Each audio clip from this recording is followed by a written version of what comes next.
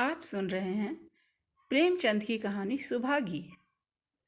और लोगों के यहाँ चाहे जो होता हो, तुलसी महतो अपनी लड़की सुभागी को लड़के रामू से जौ भर भी कम प्यार नहीं करते थे।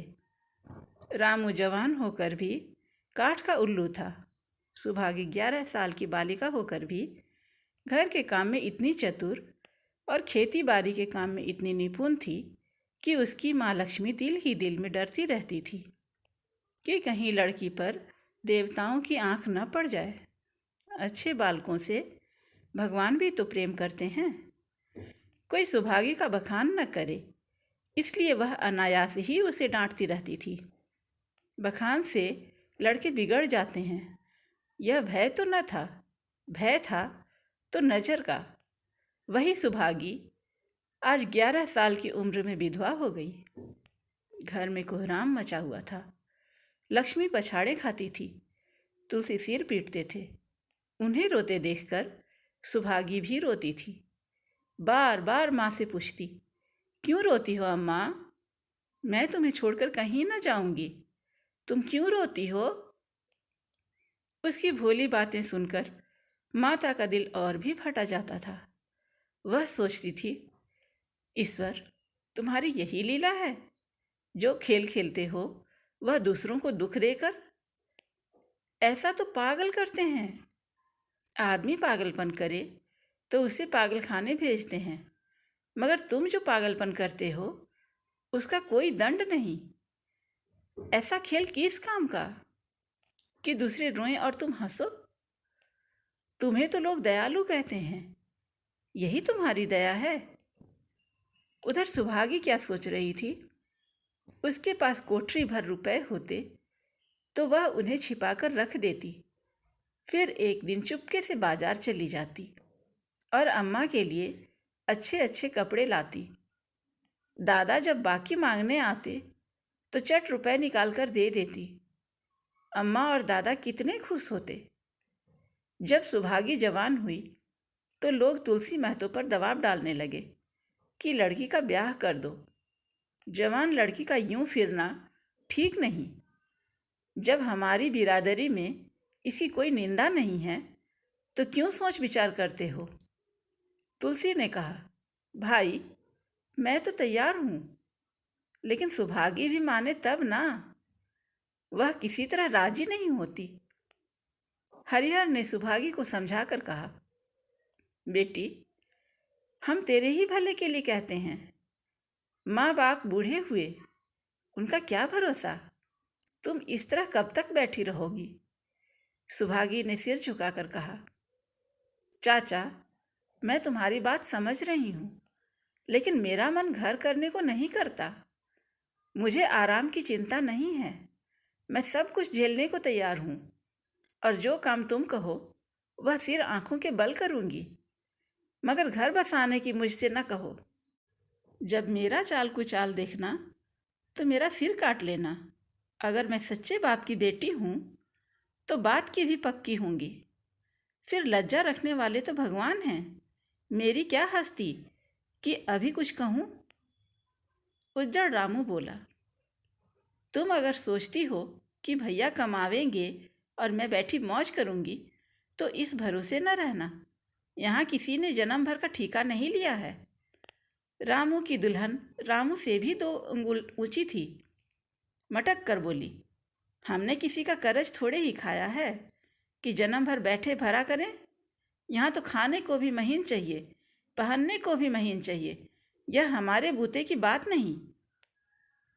सुभागी ने गर्व से भरे हुए स्वर में कहा, भाभी, मैंने तुम्हारा आसरा कभी नहीं किया, और भगवान ने चाहा तो कभी करूँगी भी नहीं।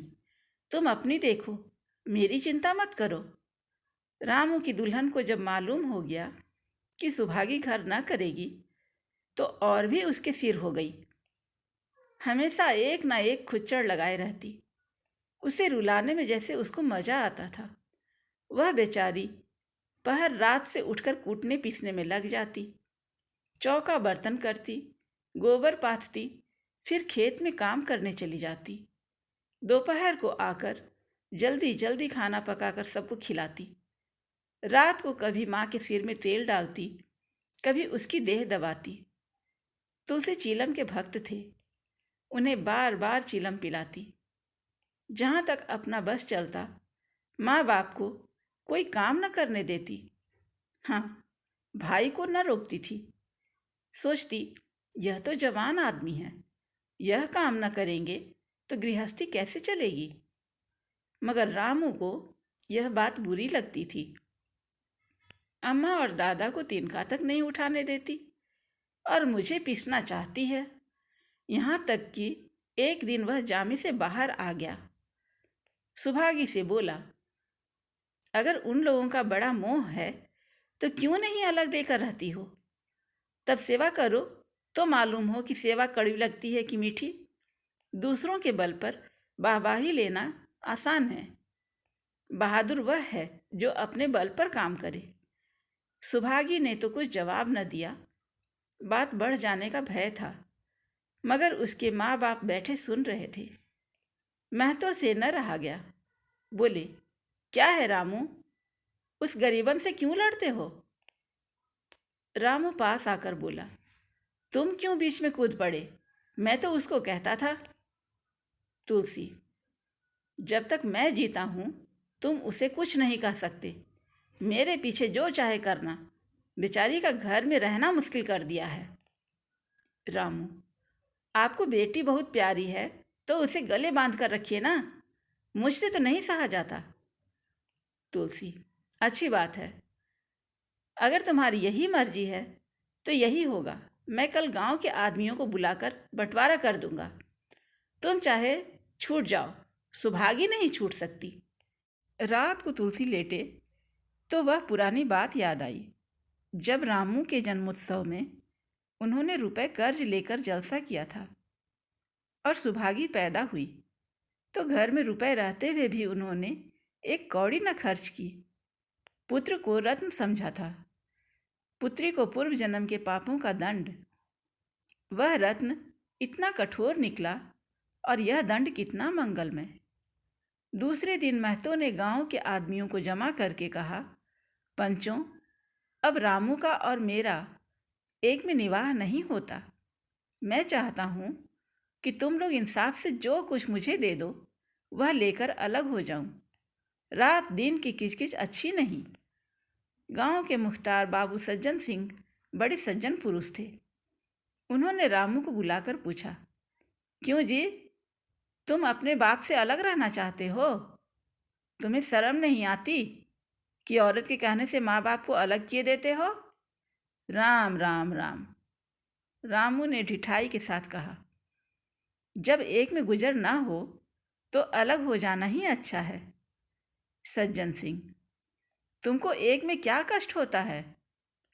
रामू, एक बात हो तो बताऊं। सज्जन सिंह, कुछ तो बतलाओ। रामू, साहब, एक में मेरा इनके साथ निवाह न होगा, बस मैं और कुछ नहीं जानता। यह कहता हुआ रामू वहाँ से चलता बना। तुलसी, देख लिया आप लोगों ने इसका मिजाज। आप चाहे 4 हिस्सों में 3 हिस्से उसे दे दें, पर अब मैं इस दुष्ट के साथ न रहूँगा। भगवान ने बेटी को दुख दे दिया, नहीं तो मुझे खेती बाड़ी लेकर क्या करना था? जहाँ रहता वहीं कमाता खाता। भगवान ऐसा बेटा 7वें बैरी को भी न दे। लड़के से लड़की भली जो कुलवंती होए। सहसा सुभागी आकर बोली, दादा, यह सब बांट बखरा मेरे ही कारण तो हो रहा है। मुझे क्यों नहीं अलग कर देते? मैं मेहनत मजदूरी करके अपना पेट पाल लूँगी। अपने से जो कुछ बन पड़ेगा तुम्हारी सेवा करती रहूँगी, पर रहूँगी अलग। यूँ घर का 12 बाँट होते मुझसे नहीं देखा जाता। मैं अपने माथे यह कलंक नहीं लेना चाहती। तुलसी ने कहा, बेटी, हम तुझे न छोड़ेंगे, चाहे संसार छूट जाए। रामू का मैं मुंह नहीं देखना चाहता, उसके साथ रहना तो दूर रहा। रामू की दुल्हन बोली, तुम किसी का मुंह नहीं देखना चाहते तो हम भी तुम्हारी पूजा करने को व्याकुल नहीं हैं। मैं तो दांत पीसते हुए उठे कि बहू को मारे, मगर लोगों ने पकड़ लिया। बंटवारा होते ही महतो और लक्ष्मी को मानो पेंशन मिल गई। पहले तो दोनों सारे दिन सुभागी के मना करने पर भी कुछ न कुछ करते रहते थे, पर अब उन्हें पूरा विश्राम था। पहले दोनों दूध घी को तरसते थे। सुभागी ने कुछ रुपए बचाकर एक भैंस ले ली। बूढ़े आदमियों की जान तो उनका भोजन है। अच्छा भोजन न मिले तो वे किस आधार पर रहें? चौधरी ने बहुत विरोध किया। कहने लगे, घर का काम यूं ही क्या कम है कि तू यह नया झंझट पाल रही है? सुभागी उन्हें बहलाने के लिए कहती, दादा, दूध के बिना मुझे खाना अच्छा नहीं लगता। लक्ष्मी ने हंसकर कहा, बेटी, तू कब से झूठ बोलने लगी? कभी दूध हाथ से तो छूती नहीं। खाने की कौन कहे? सारा दूध हम लोगों के पेट में ठूंस देती है। गांव में जहां देखो सबके मुंह से सुभागी की तारीफ। लड़की नहीं, देवी है।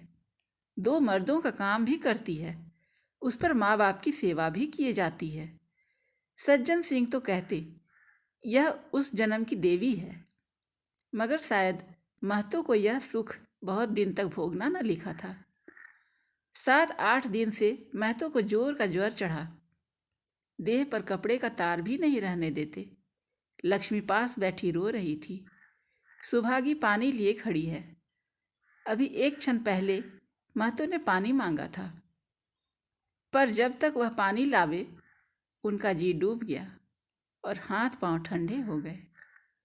सुभागी उनकी यह दशा देखते ही रामू के घर गई और बोली, भैया चलो, देखो आज दादा न जाने कैसे हुए जाते हैं। 7 दिन से ज्वर नहीं उतरा। रामू ने चारपाई पर लेटे लेटे कहा, तो क्या मैं डॉक्टर हकीम हूँ कि देखने चलूँ? जब तक अच्छे थे तब तक तो तुम उनके गले का हार बनी हुई थी। अब जब मरने लगे तो मुझे बुलाने आई हो। उसी वक्त उसकी दुल्हन अंदर से निकल आई और सुभागी से पूछा, दादा को क्या हुआ है दीदी? सुभागी के पहले रामू बोल उठा, हुआ क्या है? अभी कोई मरे थोड़े ही जाते हैं। सुभागी ने फिर उससे कुछ न कहा, सीधे सज्जन सिंह के पास गई। उसके जाने के बाद रामू हंसकर स्त्री से बोला, त्रिया चरित्र इसी को कहते हैं। स्त्री, इसमें त्रिया चरित्र की कौन सी बात है? चले क्यों नहीं जाते? रामू, मैं नहीं जाने का। जैसे उसे लेकर अलग हुए थे वैसे उसे लेकर रहें। मर भी जावें तो न जाऊं। स्त्री, मर जाएंगे तो आग देने तो जाओगे ना, तब कहाँ भागोगे? रामू, कभी नहीं। सब कुछ उनकी प्यारी सुभागी कर लेगी। स्त्री, तुम्हारे रहते वह क्यों करने लगी? रामू, जैसे मेरे रहते उसे लेकर अलग हुए और कैसे? स्त्री, नहीं जी, यह अच्छी बात नहीं है। चलो देख आवें। कुछ भी हो, बाप ही तो हैं। फिर गांव में कौन मुंह दिखाओगे? रामू, चुप रहो, मुझे उपदेश मत दो। उधर बाबू साहब ने ज्यों ही महतो की हालत सुनी तुरंत सुभागी के साथ भागे चले आए। यहाँ पहुँचे तो महतो की दशा और खराब हो गई थी। नाड़ी देखी तो बहुत धीमी चल रही थी। समझ गए कि जिंदगी के दिन पूरे हो गए हैं। मौत का आतंक छाया हुआ था। सजल नेत्र होकर बोले, भाई महतो, कैसा जी है? महतो जैसे नींद से जाग कर बोले, बहुत अच्छा है भैया, अब तो चलने की बेला है।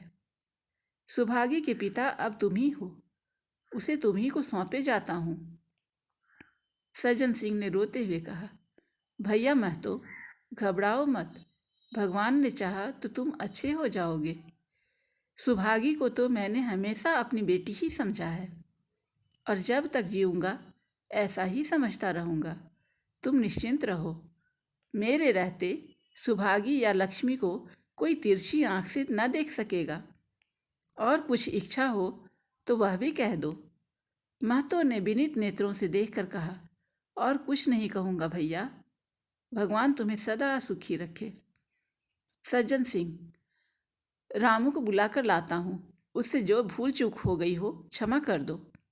महतो, नहीं भैया, उस पापी हत्यारे का मैं मुंह नहीं देखना चाहता। इसके बाद गोदान की तैयारी होने लगी।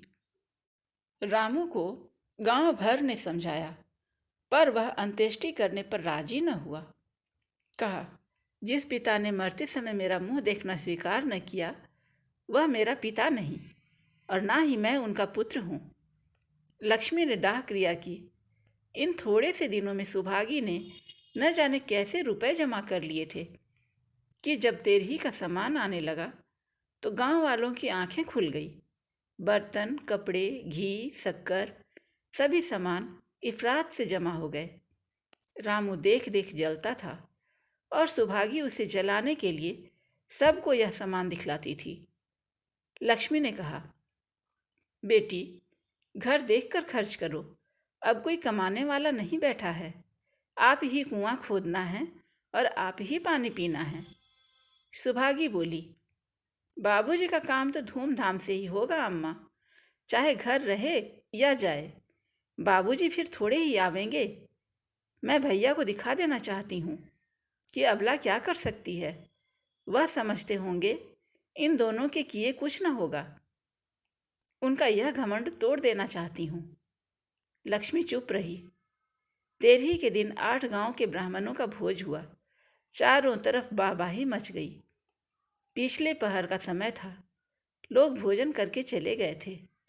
लक्ष्मी थक कर सो गई थी। केवल सुभागी बची हुई चीजें उठा उठा कर रख रही थी कि ठाकुर सज्जन सिंह ने आकर कहा, अब तुम भी आराम करो बेटी, सवेरे यह सब काम कर लेना। सुभागी ने कहा, अभी थकी नहीं हूँ दादा। आपने जोड़ लिया, कुल कितने रुपए उठे? सज्जन सिंह, वह पूछकर क्या करोगी बेटी? कुछ नहीं, यूं ही पूछती थी। कोई 300 रुपये उठे होंगे। सुभागी ने सकुचाते हुए कहा, मैं इन रुपयों की देनदार हूँ। तुमसे तो मैं मांगता नहीं। वह तो मेरे मित्र और भाई थे, उनके साथ कुछ मेरा भी तो धर्म है। आपकी यही दया क्या कम है कि मेरे ऊपर इतना विश्वास किया? मुझे कौन 300 रुपये देता? सज्जन सिंह सोचने लगे, इस अबला की धर्म बुद्धि का कहीं बार पार भी है या नहीं। लक्ष्मी उन स्त्रियों में थी जिनके लिए पति वियोग जीवन स्रोत का बंद हो जाना है। 50 वर्ष के चिर सहवास के बाद अब यह एकांत जीवन उसके लिए पहाड़ हो गया। उसे अब ज्ञात हुआ कि मेरी बुद्धि, मेरा बल, मेरी सुमति, मानो सबसे मैं वंचित हो गई हूँ। उसने कई बार ईश्वर से विनती की थी, मुझे स्वामी के सामने उठा लेना, मगर उसने यह विनती स्वीकार न की। मौत पर अपना काबू नहीं तो क्या जीवन पर भी काबू नहीं है? वह लक्ष्मी जो गांव में अपनी बुद्धि के लिए मशहूर थी, जो दूसरे को सीख दिया करती थी, अब बौर ही हो गई है। सीधी सी बात करते नहीं बनती। लक्ष्मी का दाना पानी उसी दिन से छूट गया। सुभागी के आग्रह पर चौके में जाती, मगर कौर कंठ के नीचे न उतरता। 50 वर्ष हुए, एक दिन भी ऐसा न हुआ कि पति के बिना खाए खुद खाया हो। अब उस नियम को कैसे तोड़े? आखिर उसे खांसी आने लगी। दुर्बलता ने जल्द ही खाट पर डाल दिया। सुभागी अब क्या करे? ठाकुर साहब के रुपए चुकाने के लिए दिलो जान से काम करने की जरूरत थी। यहाँ माँ बीमार पड़ गई। अगर बाहर जाए तो माँ अकेली रहती है। उनके पास बैठे तो बाहर का काम कौन करे? माँ की दशा देखकर सुभागी समझ गई कि इनका परवाना भी आ पहुंचा है। महतो को भी यही ज्वर था। गांव में और किसे फुर्सत थी कि दौड़ धूप करता? सज्जन सिंह दोनों वक्त आते, लक्ष्मी को देखते, दवा पिलाते, सुभागी को समझाते और चले जाते, मगर लक्ष्मी की दशा बिगड़ती जाती थी। यहाँ तक कि 15वें दिन वह भी संसार से सिधार गई। अंतिम समय रामू आया और उसके पैर छूना चाहता था, पर लक्ष्मी ने उसे ऐसी झिड़की दी कि वह समीप न जा सका। सुभागी को उसने आशीर्वाद दिया, तुम्हारी जैसी बेटी पाकर तर गई। मेरा क्रियाकर्म तुम ही करना। मेरी भगवान से यही अर्जी है कि उस जन्म में भी तुम मेरी कोख को पवित्र करो। माता के देहांत के बाद सुभागी के जीवन का केवल एक लक्ष्य रह गया, सज्जन सिंह के रुपए चुकाना। 300 पिता के क्रियाकर्म में लगे थे, लगभग 200 माता के काम में लगे, 500 का ऋण था और उसकी अकेली जान। मगर वह हिम्मत न हारती थी। 3 साल तक सुभागी ने रात को रात और दिन को दिन न समझा। उसकी कार्य शक्ति और पौरुष देखकर लोग दांतों तले उंगली दबाते थे। दिन भर खेती बाड़ी का काम करने के बाद वह रात को 4-4 पसेरी आटा पीस डालती।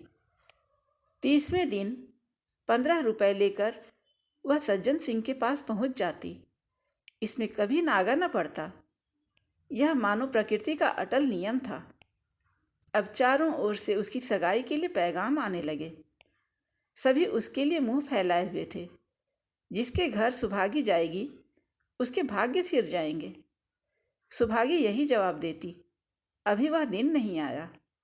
जिस दिन सुभागी ने आखिरी किस्त चुकाई उस दिन उसकी खुशी का ठिकाना न था। आज उसके जीवन का कठोर व्रत पूरा हो गया था। वह चलने लगी तो सज्जन सिंह ने कहा, बेटी, तुमसे मेरी एक प्रार्थना है। कहो तो कहूँ, मगर वचन दो कि मानोगी। सुभागी ने कृतज्ञ भाव से देखकर कहा, दादा, आपकी बात न मानूंगी तो किसकी बात मानूंगी? मेरा तो रोया रोया आपका गुलाम हो गया है। सज्जन सिंह, अगर तुम्हारे मन में यह भाव है तो मैं न कहूँगा। मैंने अब तक तुमसे इसलिए नहीं कहा कि तुम अपने को मेरा देनदार समझ रही थी। अब रुपए चुक गए, मेरा तुम्हारे ऊपर कोई एहसान नहीं है, रत्ती भर भी नहीं। बोलो तो कहूँ। सुभागी, आपकी जो आज्ञा हो। सज्जन सिंह, देखो, इनकार न करना, मैं फिर तुम्हें अपना मुंह न दिखाऊंगा। सुभागी, क्या आज्ञा है? सज्जन सिंह, मेरी इच्छा है कि तुम मेरी बहू बनकर मेरे घर को पवित्र करो। मैं जात पात का कायल हूँ, मगर तुमने मेरे सारे बंधन तोड़ दिए। मेरा लड़का तुम्हारे नाम का पुजारी है, तुमने उसे बारहा देखा है। बोलो, मंजूर करती हो? सुभागी, दादा, इतना सम्मान पाकर मैं पागल हो जाऊंगी। सज्जन सिंह, तुम्हारा सम्मान भगवान कर रहे हैं बेटी, तुम साक्षात भगवती का अवतार हो। सुभागी, मैं तो आपको अपना पिता समझती हूँ। आप जो कुछ करेंगे मेरे भले ही के लिए करेंगे।